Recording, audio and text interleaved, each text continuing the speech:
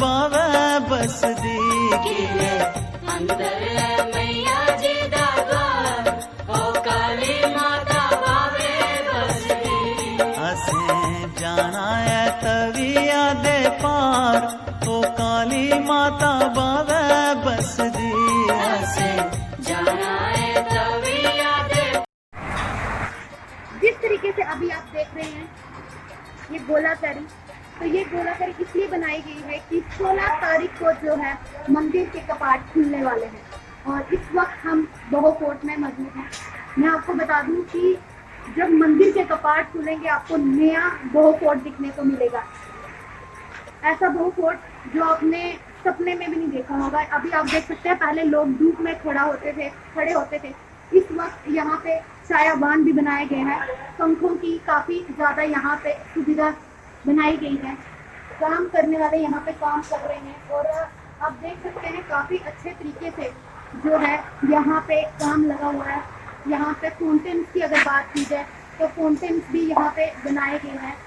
जहाँ पे लंगर घर की अगर बात की जाए वहाँ पे सामने जो है लंगर घर बनाया जा रहा है और काम जो है लॉकडाउन से पहले ही लगा हुआ था, लेकिन लॉकडाउन जब हुआ उसके बाद काम बंद हो गया।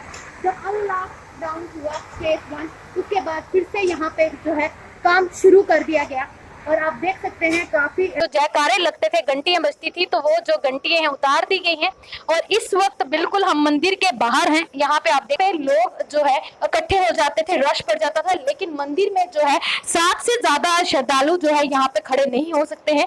और अगर बात की जाए यहाँ पे जो यहाँ की तरफ की देखें तो यहाँ पे लेडीज एंटर करेगी और इस रास्ते से जो है बाहर की तरफ जाएगी। और अगर न्यूज की टीम की तरफ से आप माँ बावे वाली के दर्शन कर सकते हैं और ये काफी सुंदर नजारा है।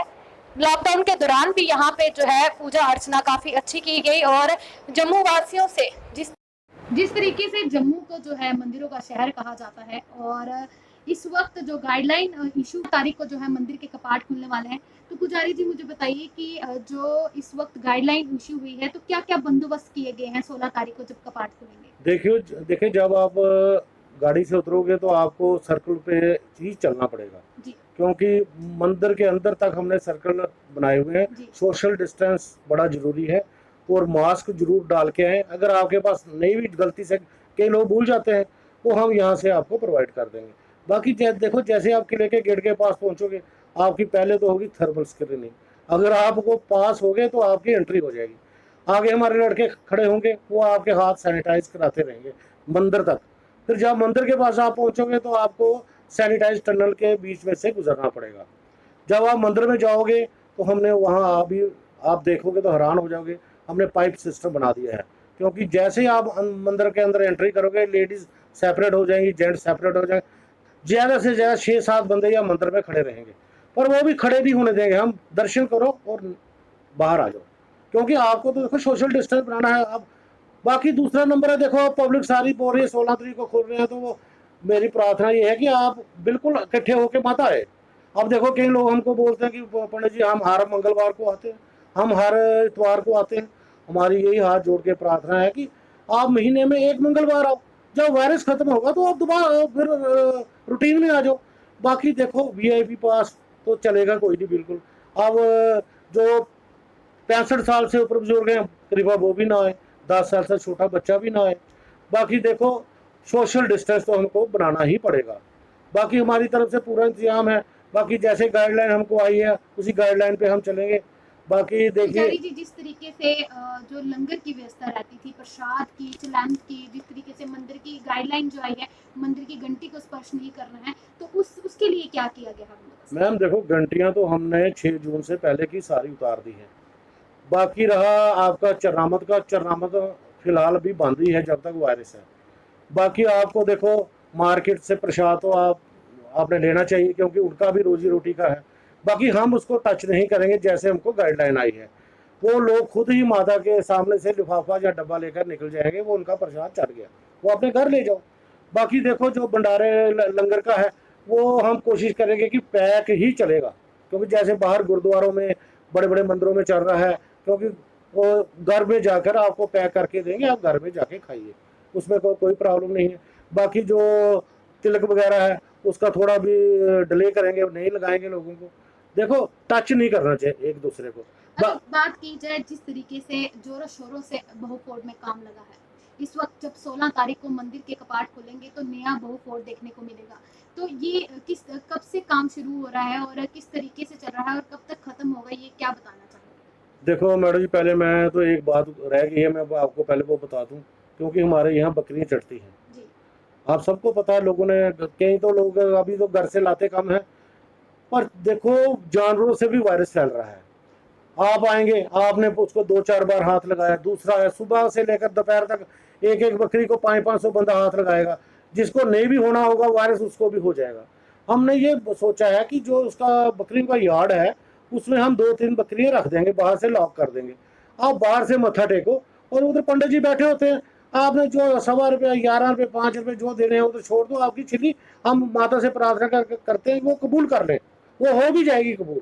बाकी देखो दूसरा, ये घर से मत लाएं, क्योंकि एक तो आप जब बकरी लेकर आओगे आप सोशल डिस्टेंस मेंटेन नहीं होगा, आप बकरी को भी टच करोगे, बकरी लोगों को भी टच करेगी। आप सर्कल पे चलना है, आपको कैसे चलोगे? फिलहाल जब तक वायरस है आप बकरियां घर से मत लाइए, क्योंकि हमको रखने की भी प्रॉब्लम है।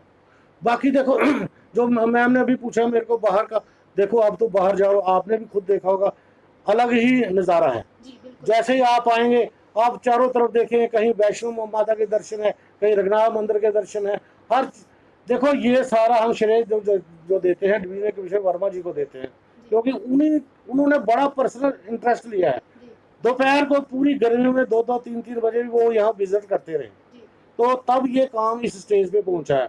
अब देखो ये कंप्लीट हो गया, फिर दूसरा फेस है इसका, जी दूसरे फेस में पार्किंग का है, जी मेडिटेशन के लिए इन्होंने जगह बनाई है जहाँ 40-50 बंदे बैठ जाएंगे, थड़ा बनाया है इन्होंने। लंगर के लिए भी बना रहे हैं स्थान बाहर, जो लोगों को बारिश में तकलीफ होती थी। बाकी देखो गंडोला का इन्होंने ओपनिंग करवा दी, अब लोग आएंगे, लोग गंडोला में भी चढ़ेंगे। जी देखो बड़ा अच्छा दृश्य है। पर ये मेरे से लोगों से प्रार्थना है कि आप थोड़ी सफाई रखें।